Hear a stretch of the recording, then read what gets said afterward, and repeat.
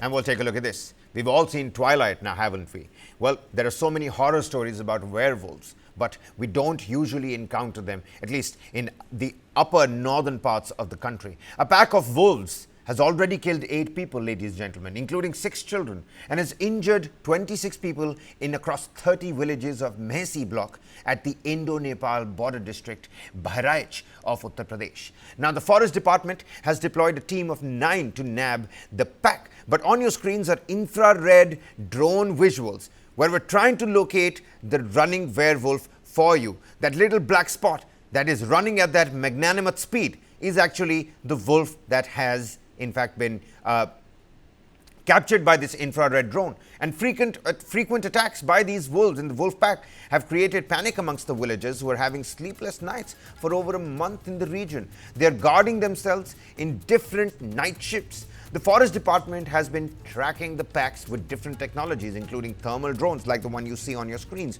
And back in 2004, just for an historical precedent, around 32 children were killed in different attacks by wolves. The last one happened about 20 years back.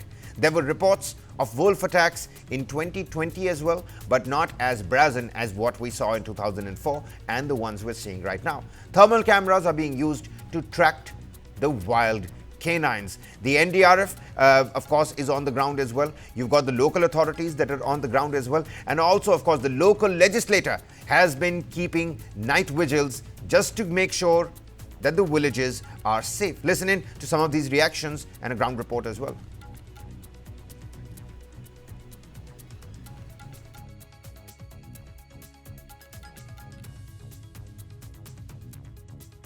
Play those reactions out for you. I'm being told there's some editing that needs to be done on those particular visuals. Gruesome visuals. We can't put them out on air just like that. But this thermal visual shows us the wolf in action. Sleepless nights for not just the villagers, but for the legislators as well.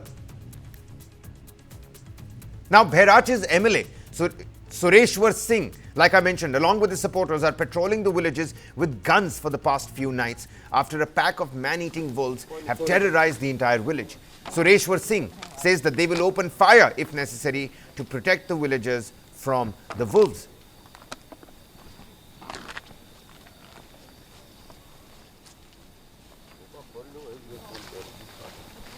सबसे बड़ा आतंक आदमखोर भेड़िए हैं।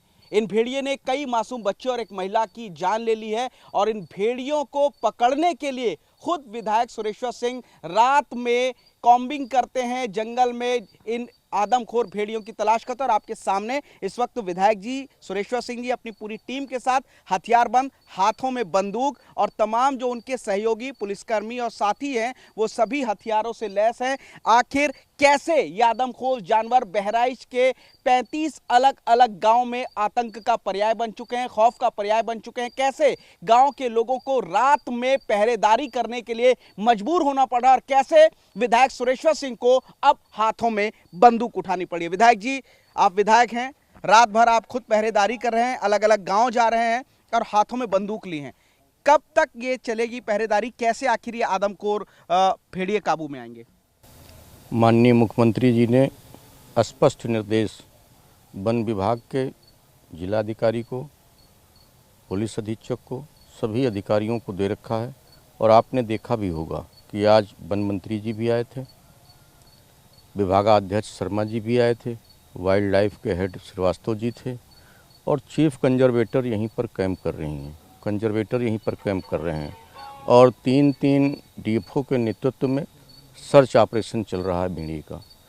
और drone कैमरे में वो दिखाई भी पड़ रहे हैं कहीं कहीं पर। तो उनको घेरने का और उनको पकड़ने का अभियान चला रहे हैं वन विभाग। ट्रैंकुलाइजेशन के भी आदेश दिए गए हैं और गन के साथ मुस्तैद हैं वो लोग। जैसे ही उनकी परिधि में आते हैं, उनकी रेंज में आते हैं, वो उनको शूट करके उनको बेहोश करने का काम करेंगे और बेहोशी के बाद में उनको ले जा करके यहाँ से चिड़ियाघर या जहाँ उचित समझेंगे वहाँ छोड़ने का काम करेंगे। जहाँ तक हमारी बंदूक या राइफल उठाने का काम है, तो 4 लाख लोगों ने हमको मत दे करके हमको महसी का जनप्रतिनिधि बनाने का काम किया है। हम बहुमत से जीते हैं। ये हमारा दायित्व है कि अगर कोई संकट आवे क्षेत्रवासियों पर या हमारे क्षेत्र के लोगों पर, कोई सुख हो कोई दुख हो, तो उनके कंधे से कंधा मिला करके हम चलें।